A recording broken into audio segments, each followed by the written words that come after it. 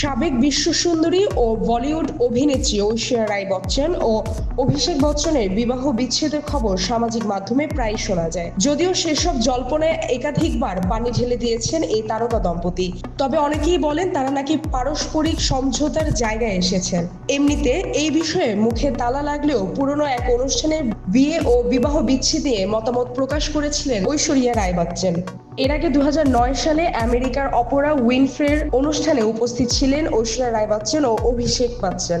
এর 2 বছর আগেই সাত পাকে বাধা পড়েছিলেন তারা। সেই অনুষ্ঠানে তাদের বিয়ের বেশ কিছু মুহূর্ত তুলে ধরা হয়। এমন আড়ম্বরপূর্ণ বিয়ের ঝলক দেখে অবাক হয়েছিলেন সঞ্চালিকা। তাতে অভিষেকের বিবরণ শুনে অপরা বলেন, এত জাঁকজমক করে বিয়ে করার পর বিবাহ বিচ্ছেদ হলে তা নিশ্চয়ই দম্পতির জন্য খুব কঠিন হয়ে ওঠে। সঞ্চালিকার এমন প্রশ্ন শুনে প্রায় গর্জে ওঠেন ঐশ্বরিয়া রাই বচ্চন। তিনি বলেন, আমরা এই ধরনের ভাবনা মাথাতেই আসতে দেই না। বিয়ে মানেই পরস্পরের প্রতি সারা জীবনের প্রতিশ্রুতিবদ্ধতা। পরিবারের সঙ্গে থাকার মধ্যেই রয়েছে আনন্দ।